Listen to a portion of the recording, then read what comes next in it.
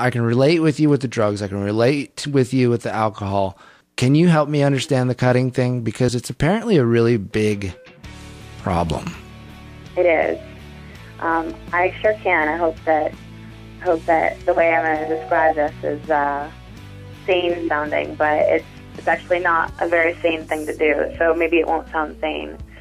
When I was a cutter, and I know my sister Allie, I'm going to spill her dirty laundry too. I know she was a cutter for a couple of years as well.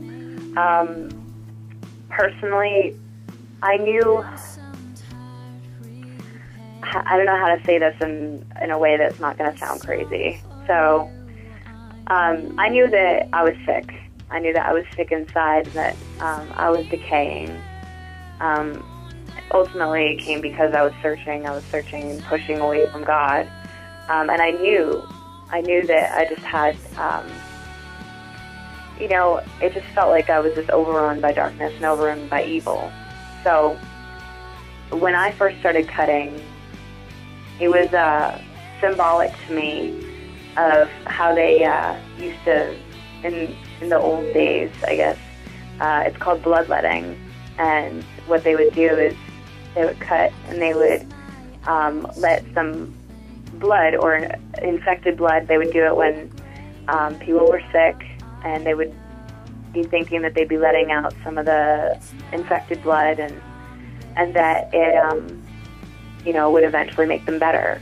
So okay, I have heard of that. Is that the general concept or idea behind cutting then, or was that just something that was mine personally. The concept kind of came to me, and it really just entered into a way of trying to escape pain. I had done so much in my life that I was just so ashamed of, and I'm going to try to say it without crying. But I did so much to be ashamed of, and I was in such a place that I just wanted the pain to go away. And that was a way that I felt like I could let some of the pain out, or let some of the darkness out. And when you're in a state of you'll try anything to make something go away, you get all these different ideas that pop into your head, and you're like, oh well, I'll try this, or oh well, I'll try that. Some people pop pills, some people drink, and some people take it out in a way that would leave physical scars, like cutting. And the next level, I believe, is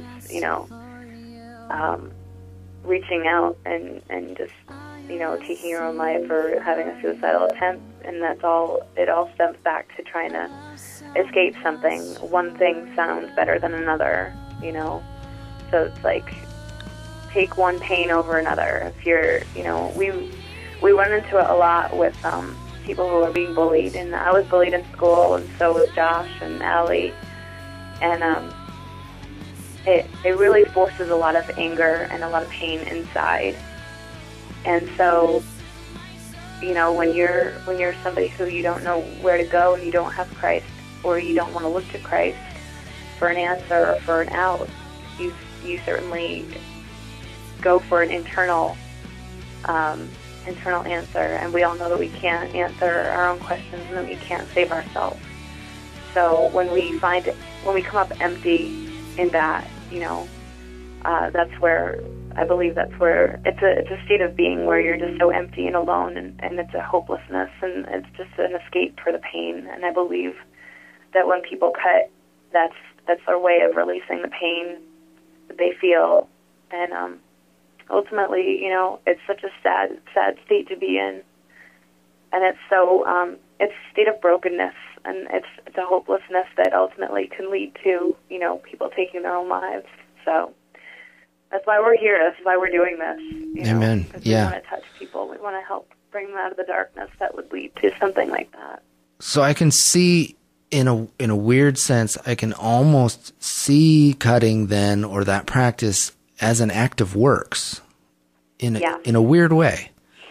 Absolutely. It's taking everything, We live in a secular humanistic society where we want to replace God with man.